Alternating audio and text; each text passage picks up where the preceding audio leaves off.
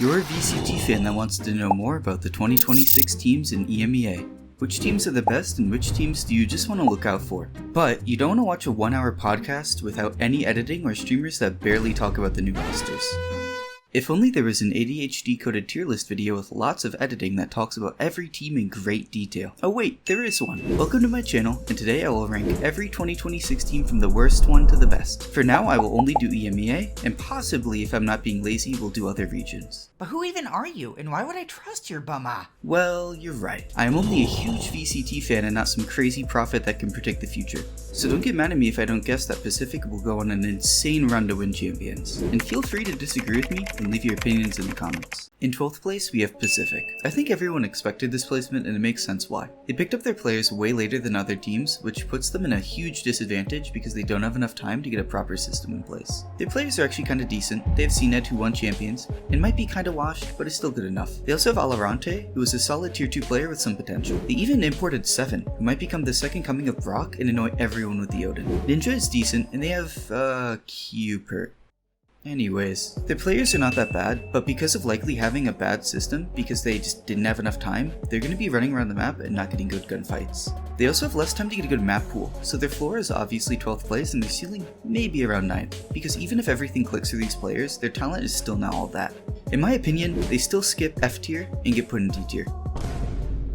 In 11th place, we have Foot. Oh man, this team has regressed so much compared to their best self. They've replaced Adacaptain and Q-Rex with Baja and Crostly, which is nothing special. I feel like they could have picked up better players, but unfortunately for them, both Ulf and Pacific have descended, making it way harder. Let's talk about their strengths. First, their core is solid. Yedajay is good, Zeus is one of the best aimers, and Mr. Fallen is one of the best IGLs in Turkey. Second, their fundamentals are also solid. They don't look completely lost as a team. As for weaknesses, I don't think they stand out much in terms of calling. Other teams are improving, and it feels like they get outcalled pretty often, and their mechanics are not good enough to compensate for that.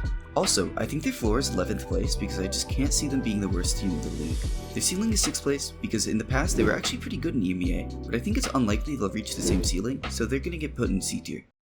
Moving on to 10th place, and we have Ulf. If I had to rank them in terms of entertainment, they would easily be in the top 3. Unfortunately, I'm not very high on Ascension teams, especially EMEA ones because, you know, Apex. Anyways, Sop and Echo are underage so they can't participate at the start of the season, so they'll probably play way worse in kickoff. Both players are very good, so it's a massive loss for them. I definitely think they're mechanically gifted, and they're young, which means they have huge potential to grow, but that also means they're way less experienced. People think that they're all aim no brain, which I think is wrong because the way they take space around the map is really smart, and their setup plays and util were good in tier 2. Anyways, I think they'll have a very bad start to the year, and as the year goes on they'll improve and maybe even make playoffs, so the floor is 12th place and the ceiling is 6th place, meaning they're in B tier.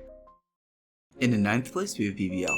Wait, hold on. 4 Turkish teams in a row? This has to be racially motivated. Alright, calm down, I am not racist and this is just how it is. There are a lot of Turkish players in top EMEA teams, and I think that the talent is spread out in a bad way. BBL pulled out some shady scheme where they had an academy team and then picked up all their players. Technically, it's just an Ascension team, except they lost Comeback and got Lovers Rock, who in my opinion is a bit worse. Besides that, their players are good. Larock is insane, and Loita is really good. They also dominated Vitality in scrims, which proves they're very mechanically gifted. They also have decent calling, so I think they might be similar to Ulf, where they get used to VCT and become better over time. Their main weakness is obviously experience, plus coaching staff. They're not bad, but I don't think they're on the same level as other top EMEA teams. Their floor is 12th place, and ceiling is 7th place, and they're at a low B tier. I'm putting them above Ulf because they've been the best Turkish tier 2 team for a long time.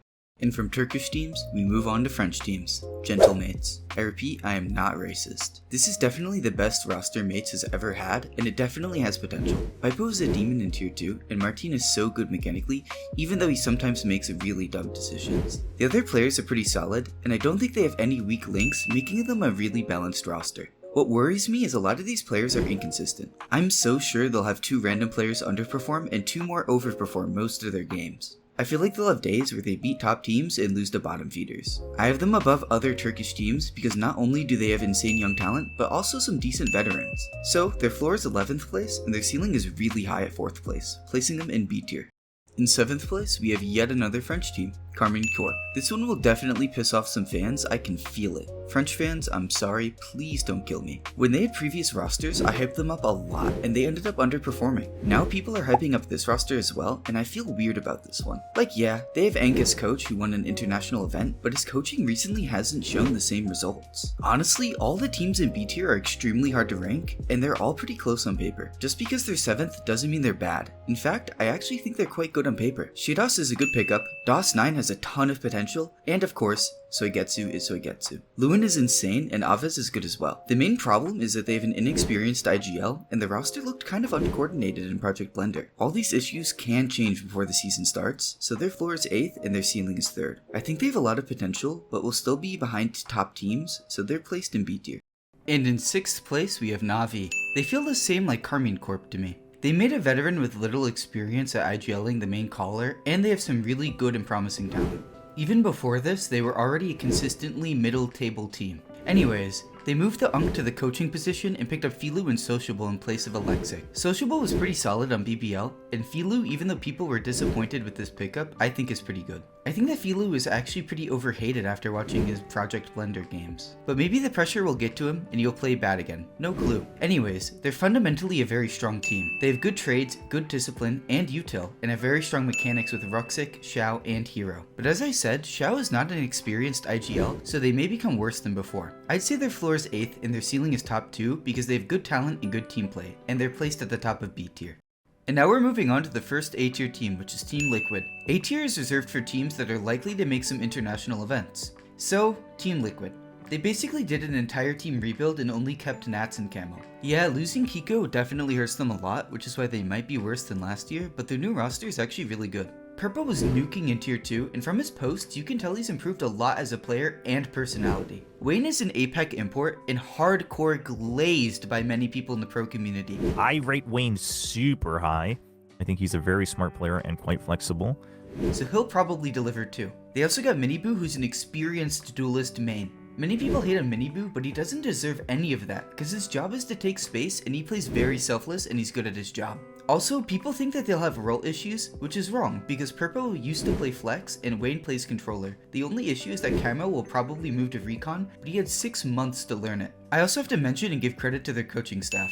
They're some of the best out there, which is why I have a lot of faith in this roster because I think they're going to help Purpo and Wayne unlock their true potential. Their main problem is reliance on the coaching team for set plays and that they didn't adapt well in game. Also, Nats doesn't have a lot of experience at IGLing, but he's definitely improving. Anyways, because of all of this, their floor is 8th place, but they can also be the best EMEA team. Next team is Team Heretics. They dropped Miniboo and picked up Comeback, and that's basically it. Technically in terms of firepower, it is an upgrade, but I'm not sure if Comeback is a good fit for Team Heretics because Miniboo played way more selfless, and Comeback is a good fragger, but I wouldn't say his entries are as good. The main strengths of this team are the insane coaching staff, the really good fundamentals, and on top of that, they have pretty good fragging. So if everything is good, why are they only 4th place? Well, you see, they're super inconsistent. Literally, it's like if they randomly spin the wheel before each international event on whether they'll flop or they'll dominate everyone.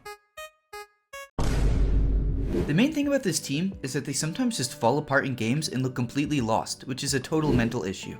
But other than that, they have huge potential and are consistently at the top of EMEA. One more thing though, please put my boy Wood on Duelist. He just ain't made for the Viper job. So I'll say their floor is 6th place, and the ceiling is obviously the best in EMEA.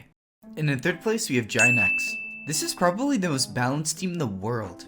In Stage 2, all of the players were around 1.0 rating, which I've never seen.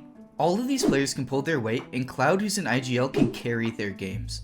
They also have really good team fundamentals, so basically very good trading, team play, util micro, and macro gameplay. The main problem for me is that I think they have a very clear ceiling. Like sure, they play very smart and have good enough players that can pop off, but I feel like they can just get talent diffed and won't ever be the best team. They will most likely be consistently good and not get upset by weaker teams, but they will also lose to the best teams. Still a really good team, and they can definitely prove me wrong, but for now, I'll put them at the top of A tier, and their floor is 5th place, but ceiling is only 2nd place, because I feel like there will always be a better team than them. In 2nd place, we have Vitality, or should I say Fnatic 2.0. Get it? Because they stole every Fnatic player? Anyways, they have the highest ceiling out of any EMEA team because their talent is simply insane. They have Durkay, who's a proven top duelist in the world, Chronicle, who is a proven flex, and a player who should be considered the GOAT by many people. Well, about that, they definitely learned mistakes from other super teams. They got a proper IGL Yampi, who looked pretty good on BBL last year. They also got new talent, which is Sayonara, and he has insane potential and was destroying in tier 2 for a while, and people were waiting for him to turn 18 for a long time. Also, Profec is just a good enough player and can pull his weight. They also stole some of Fnatic's coaching team. So yeah, I feel like they'll get better and better as the year goes on, and they might do bad in kickoff because Sayonara isn't present, but that's not a big deal to me. Anyways, the only problem is that they're a new team, so they will probably have the worst chemistry at the start, but the talent is there. So I'm gonna put their floor at 7th place, and the ceiling is obviously first in EMEA. They're gonna get put in S tier. And finally, in first place, we have Fnatic. I think many people expected this, and it's a reasonable placement. However, this year will definitely be tougher for them, and they might get dethroned. First, they lost Chronicle, which will obviously hurt them. Vekash isn't a bad replacement and he can pull his weight and pop off sometimes, but not to the same extent as Chronicle. But they still have an insane coaching team, and they have really good mental and really good calling. They're also known as the comeback merchants. Their only problems are Boaster's fragging, which can be underwhelming, though I have to admit he's definitely had a glow up this year and has way better aim. Also, their map pool is really consistent, which is both good and bad. They almost never lose on their best maps, but they also often lose on their bad maps, and usually have a permaban, which caused them to lose both grand finals last year. At first, they pull up some insane comp and dominate everyone, but as time goes on, they become worse and worse on that map until eventually teams figure them out and they fall apart. Their floor is top 4 and their ceiling is obviously top 1, but they only get put in S tier, not S+, because I don't think EMEA has that kind of team at the moment, which would easily dominate everyone in the region and in internationals. So this is the end of the video. Feel free to leave your opinions in the comments, and remember that this is just my opinion based off of my observation in VCT games and tier 2 games.